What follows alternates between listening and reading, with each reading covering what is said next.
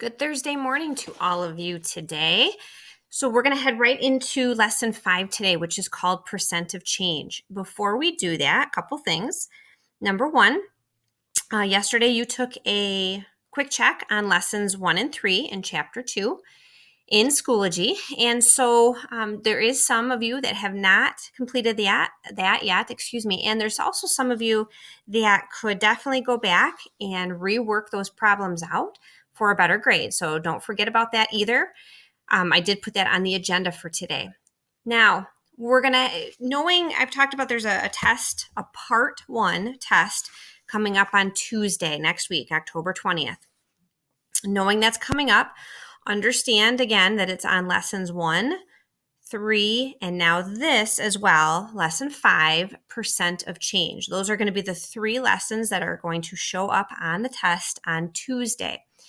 So let's take a little time today and go through some examples of percent of change and what that means. So at the very top of page 144, that's where you should be, page 144 with your book and a pencil and a calculator. Please make sure you have that.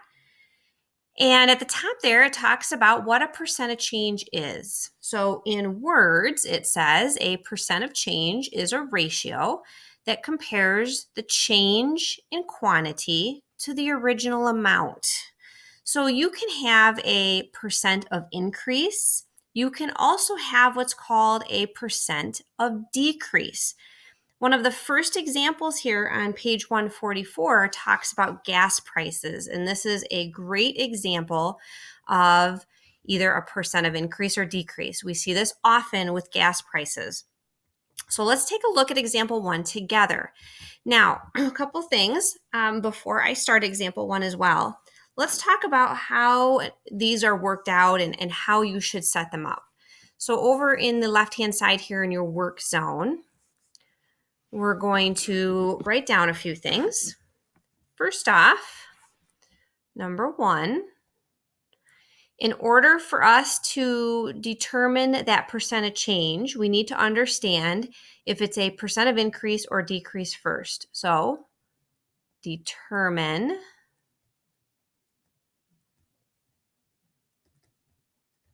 if it is an increase or decrease. So when you read the story, when you look at the problem, you're going to figure that out first. Is the cost or the value, the number, because it won't always be cost, is it increasing in value or is it decreasing in value? You determine that first. Number 2, for us to be able to find that percent of change, how we're going to set that problem up is as a proportion, and we've been working with proportions since chapter 1. And so since it's a percent, right, we've seen this often. We've seen this fraction, n over 100 or x over 100, any variable over 100. You know your percents go over 100, so we've seen this. We're going to set that equal to, now when you do your percent of change, we're going to look at the difference in the values, difference. And again, it could be money, or it could just be a numerical value based on what the story or problem is about. We're going to find the difference between the two. There's going to be an original and there's going to be a new value. So we'll see that here in a minute, but we're going to find the difference. Then that is going to go over the original amount. Original. So we're going to set this up each time. We're going to determine if it's an increase or a decrease, and then we're going to use this percent of change proportion to help us find how much of an increase, how much of a decrease as a percent. So again, let's look at this gas example in number 1. It says, find the percent of change in the cost of gasoline from 1980 to 2010.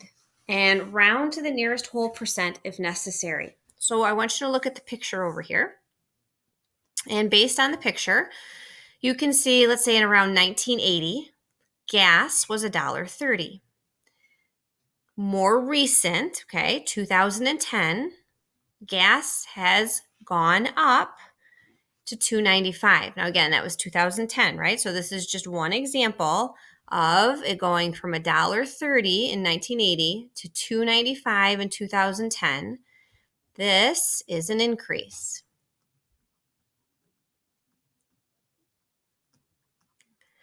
And so the price in 1980, this $1.30, this is the original. That's the original amount, the original cost, the original price in this case. And the 2010, the $2.95, this is the newer value. Okay. So again, you determine that first. You look at that problem and you understand going from the original to the new, is it increase or decrease, right? So we understand right now it's increasing in cost. Now we want to see by what percent is it increasing. So the next thing that we're going to do, so I'm going to come over here and work this problem out. So example 1. Now I know they show you work here, but I want to make sure I show you the work based on what I just did here with this proportion. I want you to set it up this way. So we're going to find that percent of increase. We've determined that increase. We're going to start with this n over 100. And again, I'm just using n for a variable. It could honestly be any variable you want. I'm just going to use n in this case. Now, when I set the second fraction up, remember, it's the difference. So that means I need to find the difference in cost right here. So you'll see they did that for you here in step 1. They've subtracted those two amounts right there, the $2.95 minus the $1.30, and they came up with a difference of $1.65. That here goes in your numerator. There's your difference in cost, $1.65 from the original to the new. Okay, underneath in the denominator, you're going to put the original amount. So back in 1980, the original amount of gas, the price for that gas was $1.30. That goes right down here. Just like that. Okay. So we've covered our two ways to get going on this problem. We've, number 1, determined it was an increase. Number 2, we've set up the proportion to help us find that percent of increase. And so now, just like usual, we're going to use cross multiplication to solve here. So you see this a lot with chapter 1 and our work with proportions and cross multiplying and solving that way. It'll happen now in chapter 2. You've seen it already, right? You're going to see it again. So here, I'm going to take $1.30 times n, and I know, right? That's going to give me $1.30 n equals. And then over here in this other direction, I'm going to multiply 100 times $1.65. 100 times $1.65. So when you do that, when you multiply by 100, right, you should see that the decimal point, and you can check this in your calculator if you like, but know that when you multiply by 100, it's going to move the decimal point 2 places to the right. So this is going to be 165. Okay, so we need to solve. So that means, right, based on what we've learned with solving, I'm going to divide by $1.30 on both sides. Always here, this is considered a one-step equation. You need to divide by that value that is with that variable so you can get n all by itself here. So $1.30 divided by $1.30 is 1 n equals. Okay, let's find our percent of increase. So let's take right now 165 divided by 1.30, $1.30. Okay, so you should be calculating this. Always make sure you're doing it with me. And so hopefully you see this. 126.923, and it keeps going, okay? So you should take your percentages in this type of a problem and just round to the nearest whole number. So that just means here, right past the decimal, this 9. That tells me that that 9 is going to round up this value to 127%.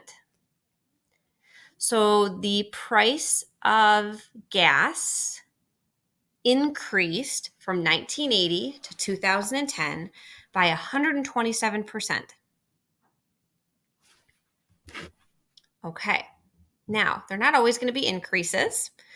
You're going to also see decreases, percent decreases as well. So we're going to go on to page 145. And let's look at example 2. Okay, so example 2. Yusuf bought a DVD recorder for $280. Now it's on sale for $220. Find the percent of change in the price. Round to the nearest whole percent if necessary. Now, again, I know they've done the work for you here, but the setup is a little different for us. So first thing, number 1, you need to determine in the story if this is a increase or a decrease. And you also have to be able to determine in the story which is the original amount and the new amount. Okay, the original and the new. Remember, this DVD recorder is on sale. So this $220 here, that's the new amount, which means originally it was $280. So that's the original cost. So if you're going from $280 to $220, aren't you decreasing? Right? That's a decrease there. So we've determined it's a decrease. We understand in the story the number of values, the dollar amounts, which is the original and which is the new. So next step, we're going to take and set that problem up. So we know we're going to do n over 100. And now here we need to find that difference. In the numerator is the difference between the two values. So really 280 minus 220. And so we can take that right here in the work in the book. We can take this part right here. And so this value is going to go right there. It's a $60 difference between those. So now in the denominator is where you put your original, the original amount, the regular price of the DVD recorder. So it's $280, and that comes down here. Okay, so we know it's a decrease. We've set the proportion up based on the difference between the two costs and dividing it by the original. Let's solve it. So we're going to take 280 times n.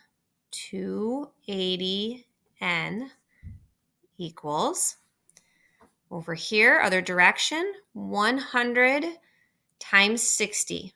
So if I do that, remember, when you multiply by 100, it moves it 2 places to the right. And so that means you're going to have 6,000.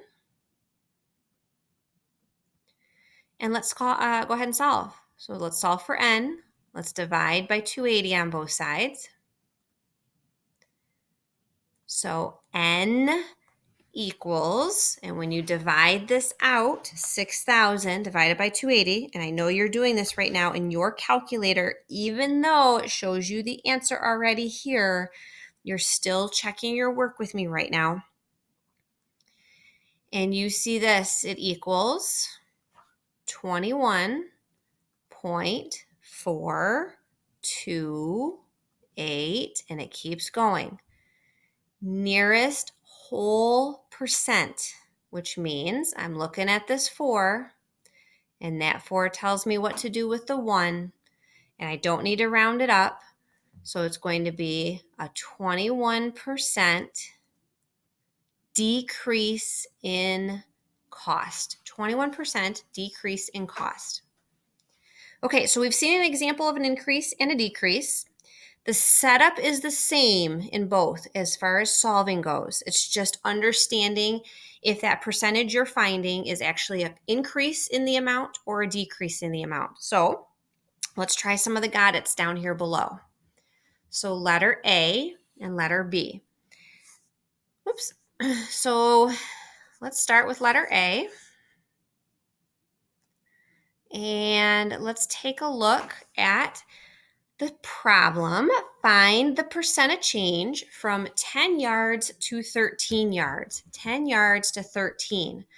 So that looks like you are increasing from 10 to 13. So I'm just going to abbreviate there. You're increasing. So that 10 would be the original. I'm going to abbreviate here too. Original amount. And you're going to 13 yards, which is your new value, your higher value, increase. Okay, setting these up. So let me see how much space. Okay, I'm going to continue over here on the green note side here on the right. So let's take letter A and set up and find that percent of increase, So remember the difference goes on the top here in the numerator, which means what I'm doing is 13 minus 10. That's my difference between those two values. And I have a difference of 3 yards there. So now put the original. The original was 10, like this. So there's my setup.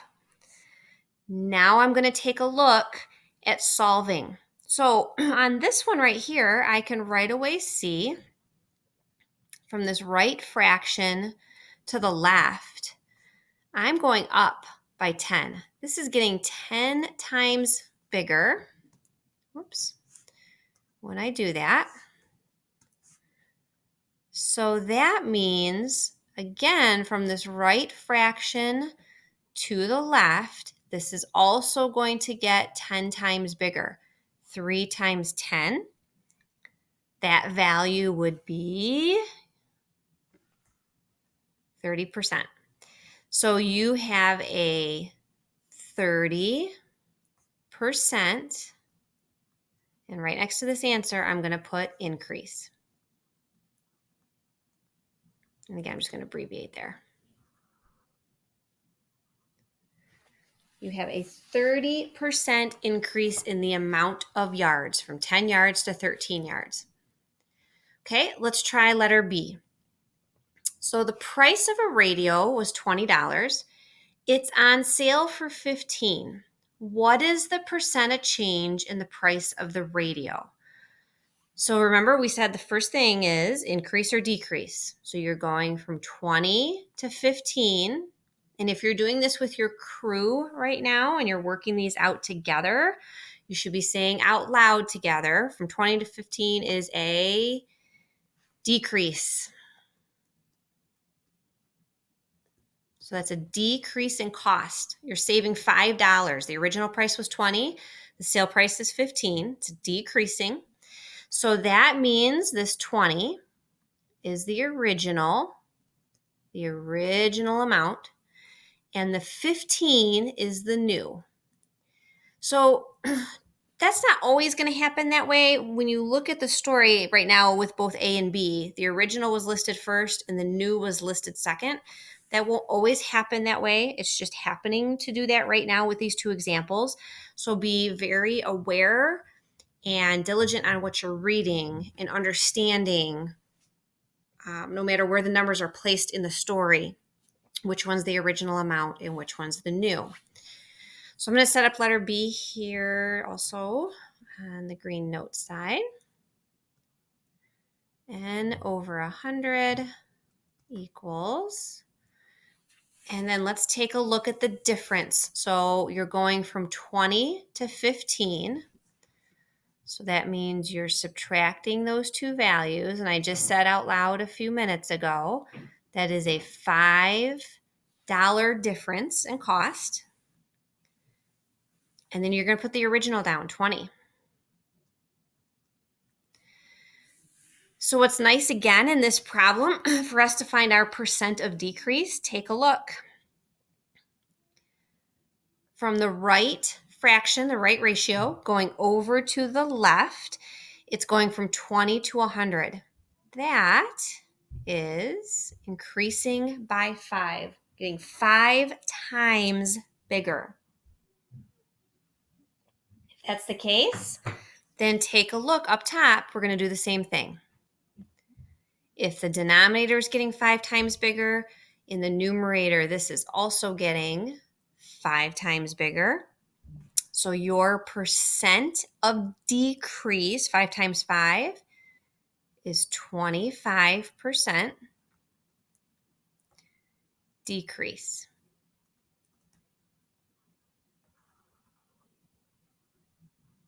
Okay, there it is. So I want you to try some, of course. So you're going to go to page 146 on the guided practice. And you're going to try right now number 1 and number 2. So first, right, on both of those, don't forget, determine increase or decrease. Make sure you know which one is the original and the new amount, original amount, new amount. And then set that proportion up and solve. And so maybe I'll do right here again. Let's see. Remember, this is what you're using. N over 100 equals the difference over the original. All right, try 1 and 2 out. And then, so pause the video and then come back when you're ready and check your answers. Okay, let's take a look. So for number 1, you should have gotten a 20% decrease going from 30 inches to 24 inches. In number 2, you should have gotten a 19% increase going from $126 to $150. Remember, those are rounded to the nearest whole number. I'm going to do a story with you on the next page on the independent practice. So let's look at number 10 on page 147 here. So right down here. So same thing, we're going to find that percent of change. So last school year, the enrollment of Genoa, maybe, middle school was 465 students. This year, the enrollment is 525. So we're going from 465 to 525. That means there is an increase in the amount of students, the amount of enrollment. And so the 465, that's the original. The 525 is the new. So when we go to set that problem up and we look at N over 100 and we find the difference here. So finding that difference is taking 525 minus 465. So when we subtract those two, 525 minus 465, we're getting a difference of 60 students. So there was an increase of 60 students there. Now to continue to solve it, we're putting it over the original. We're putting it over the 465. Oops, not that. Right there. Okay. All right, so let's take a look. Let's solve. So 465 times n, 465n equals 100 times 60. So that's going to give you 6,000.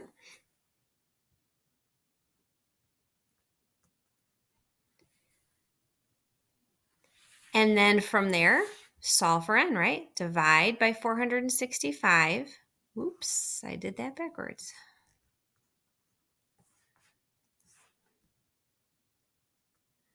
Divide by 465. Here we go. There's n. N equals 6,000 divided by 465. We're going to see a decimal that looks like this, 12.9032, and it keeps going. So nearest whole number, that 9 is going to tell me right here in the 10th spot what to do with that whole number, and I'm going to round it up. So it is a 13% increase. 13% increase in the amount of students from last school year to this school year. 13% increase. Okay, so what I'd like to do is, if it's okay with your crew teachers and social distancing in your room, if you would like to take on independent practice here and do 1 through 6 and work with somebody. That would be fantastic if your crew teacher is okay with that. And so you're going to find that percent of change on those 6. And once again, right, you're determining if it's an increase or decrease. And then you are setting that problem up to find that percent to the nearest whole number of that increase or decrease. So I'm going to leave you now. The time is yours. And so again, once you finish those, I will have the answers where you can check back when you are done. So you'll pause the video and then work those 6 out and check. Please make sure, promise me, that you don't click on the answers first and then copy the answers into your book. I've seen that a couple times in my own crew, so I'm calling them out a little bit right now because I've seen a couple do it. Don't do it. Work the problems out. You're not helping yourself in that respect, okay? I'm not, and Mr. Terpster's not, and Mr. Whalen's not checking your math book and grading you on your notes. The notes are for you to make sure that you are practicing and you're understanding, and it's for you, right? So be honest with yourself, work with somebody, work them out together, and then go back and check your answers and make sure you're okay. So I will see you tomorrow then on Friday to finish up lesson 5. We'll do some review and then plan on a practice test on Monday and taking test number 1, part 1 for chapter 2 on Tuesday. So again, pause the video, work these out, and I'll see you later. Okay, so if you are checking your answers right now, that means that you had done the work and you are now checking to make sure that your work is correct. So take a peek. You can pause the video if you need to kind of just make sure and check over your work and your example, or excuse me, your calculations, and then let us know if you have any questions.